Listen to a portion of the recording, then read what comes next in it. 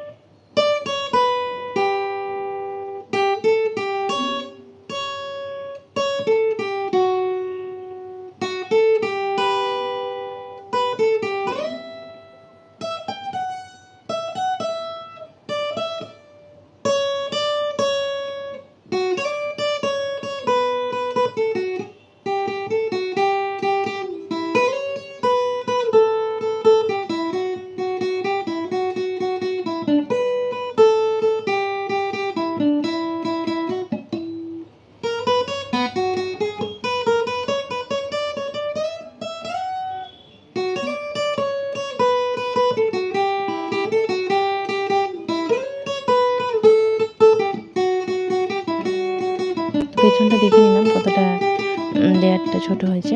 তো আমি হেয়ারটা অনেকটাই বড় আছে, এখন আমি একটু ছোট করতে চাইছি। তো এর জন্য লেয়ারটা দেখুন আমি আবার একবার বাঁ দিকের সমস্ত হেয়ারগুলোকে দেখুন ডান দিকে নিয়ে যাচ্ছি। যা করে নিয়ে এটা কাটিং করলে কিন্তু এটা লেয়ারটা চলে আসবে। এবার নচিং করে নিচ্ছি। প্রত্যেকটা কাটিং করার পরে কিন্তু নচিং করতে হবে, দিলে লেয়ারটা আসবে। আমি কিন্তু এখানে কোনো ইলেকট্রিক কিছু জিনিসের ব্যবহার করি না। এটা যদি করা হতো বা ড্রায়ার, তাহলে কিন্তু এই কাটিংটা আরও প্রমিনেন্টভাবে বোঝা যেত। তো তাও কিন্তু লেয়ারটা দেখুন খুব সুন্দর এসছে। তো এইভাবেই দুটো সাইডে আমি হেয়ারগুলোকে কাটিং করে নিয়েছি। কাটা হয়ে যাওয়ার পরে সমস্ত চুলকে একসাথে উপর দিকে 90 ডিগ্রিতে ধরে কাটিং করব।